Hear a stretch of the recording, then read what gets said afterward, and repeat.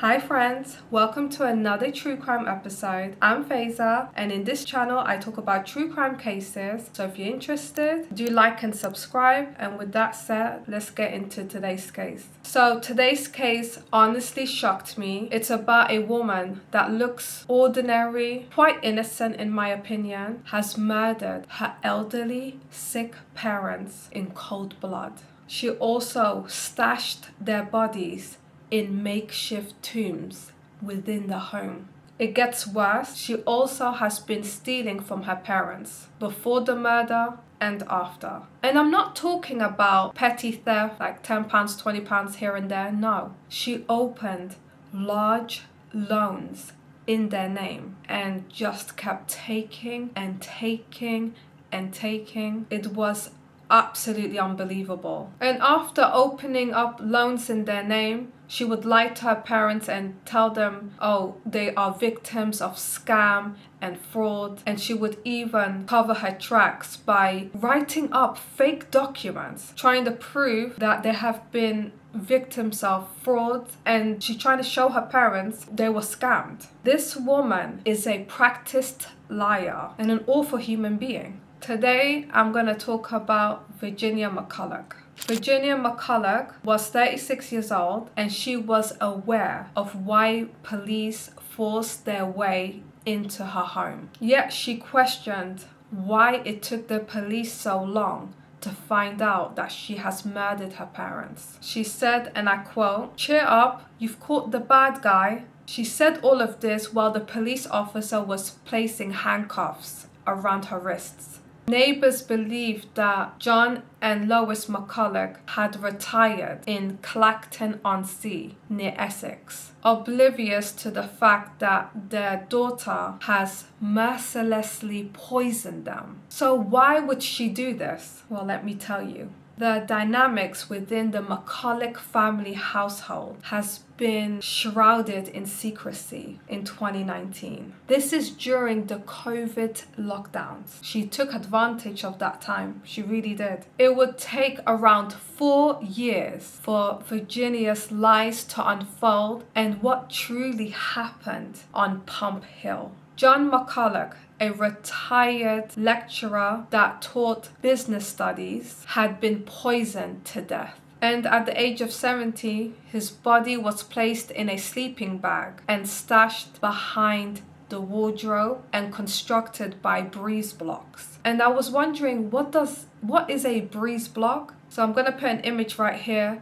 It's basically a very lightweight brick that is used to, obstruct a draft within the home. And that is what Virginia used to hide her father's body within the home. And for her mother didn't drink that poisonous alcoholic beverage she made. So the next morning she realized that her mom woke up and she's alive and well, and she decided to beat her mother with a hammer. And when that wasn't working, she stabbed her mother to death.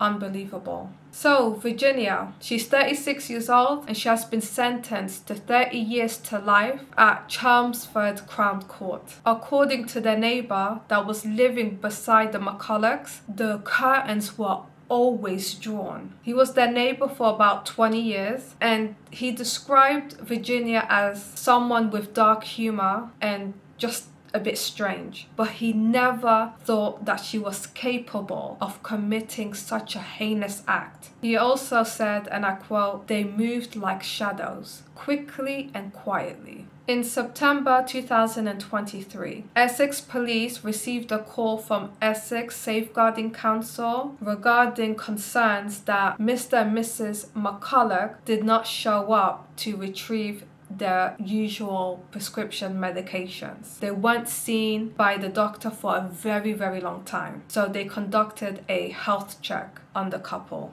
Virginia was making phone calls left, right, and center. She even called the GP, making excuses for her parents' absence, saying that they were traveling and they will return home in October of 2023. However, her excuses could only go so far. However, when the police started questioning Virginia, she was very inconsistent and her stories had holes in it, and she began to look very suspicious.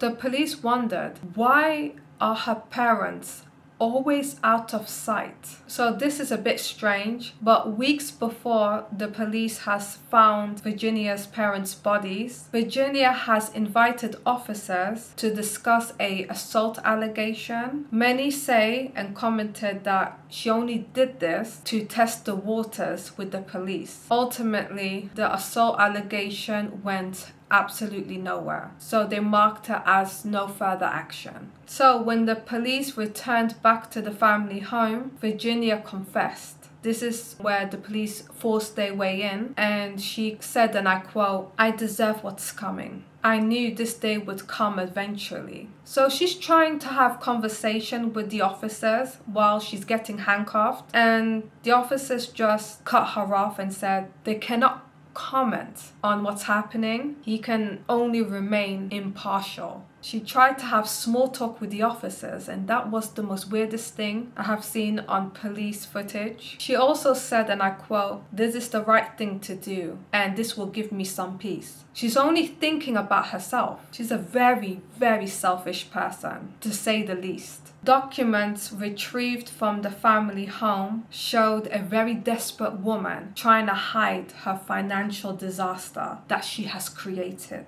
She has been living off her parents' goodwill and accumulating large debts in their names. This woman has absolutely no shame. Let me tell you how much debt she has incurred in their names, and it's shocking. In total, Virginia benefited from her parents' pensions by stealing close to £150,000. And it's even more than that. That's not the only money she stole, that's their pension. The court has also learned that she spent £21,000 on online gambling and shopping, all in her parents' names. She has taken out credit cards and payday loans in their name also. Like, the level of greed this woman possesses, it's unfathomable. Like, she has so much larceny in her heart. It is disgusting. All of this theft happened between 2019 all the way up to 2023. Her web of lies and her fear of exposure led to the gruesome murder of her parents. She knew her parents would catch her and report her to the police and so on, so she made sure she murdered them and kept on stealing their identities and using their name on accumulating more and more money. It's all for her personal financial gain. It was all to benefit herself. Paul Hastings, a local shopkeeper, has noticed the disappearance of the McCulloughs, and he was just very worried about their well-being. However, when Virginia would walk into his shop, she will tell him that her parents have retired in Clacton-on-Sea and they are currently living there now. But he just felt like, why didn't they say goodbye, you know? He said that she has a way of speaking that raises no suspicion whatsoever. Debbie Pollard, who owned a flower shop in the area, noted that Virginia was always quite odd, and she would witness Virginia spending money on herself by buying lots of gifts and other items. Debbie said, and I quote, "We never knew she was capable of committing such horrific acts. We always knew she was kind of odd. But living with your parents' remains for that long is something I can't fathom."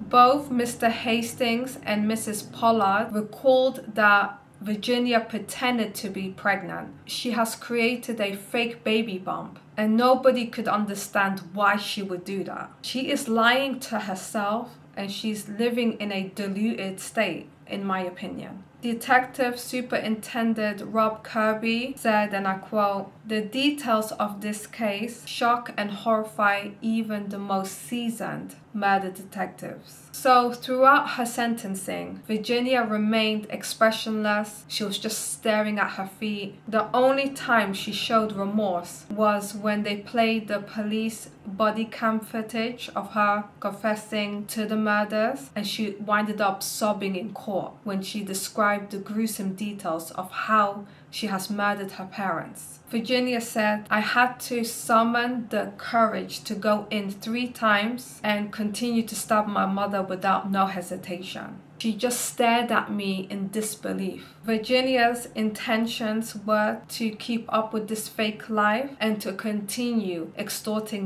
money from her parents. Detective Kirby said, "We have established a picture of vast deceit, betrayal, and fraud that Virginia has engaged in. Virginia took advantage of her parents' goodwill, and that resulted in their death." I have also linked the sentencing remarks by Justice Johnson. It's detailing all of Virginia's intentions and what she has done in detail. So that, my friends, leads us to the end of today's case. Rest in peace, Lois and John McCullough. I honestly have no words. They honestly did trust and love their daughter, and they had no idea she would do this to them. They were completely caught off guard. I have no words. It's absolutely shocking. She pretended to be them for a long time. She had so many odd SIM cards, texting all of her siblings, pretending to be her parents, and it's just,